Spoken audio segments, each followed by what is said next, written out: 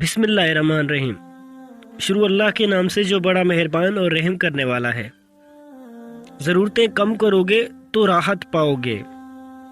جو کچھ تمہارے پاس ہے اس پر مطمئن رہ کر شریف ہو، ورنہ ذلیل ہو جاؤ گے۔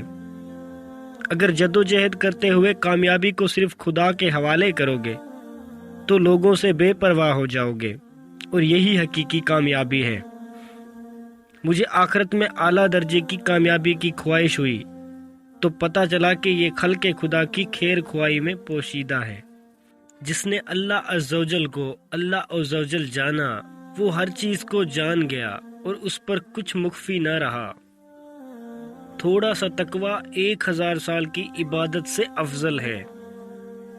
آپ رضی اللہ تعالی عنہ نے ارشاد فرمایا کہ جب مجھے جنگ احد میں حضور نبی کریم صلی اللہ علیہ وآلہ وسلم کے دانت مبارک شہید ہونے کی خبر ملی تو میں نے اپنا ایک دانت توڑ ڈالا۔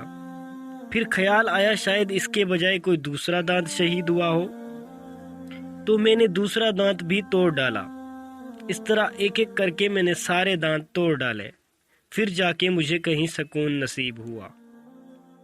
پرندے اپنے پاؤں اور انسان اپنی زبان کی وجہ سے جال میں پھنس جاتے ہیں۔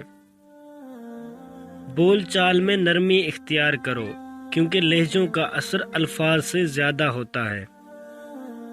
اپنے حواس کو صحیح طریقے سے استعمال کرو گے تو اونچے خاندانی سے زیادہ حاصل کرو گے۔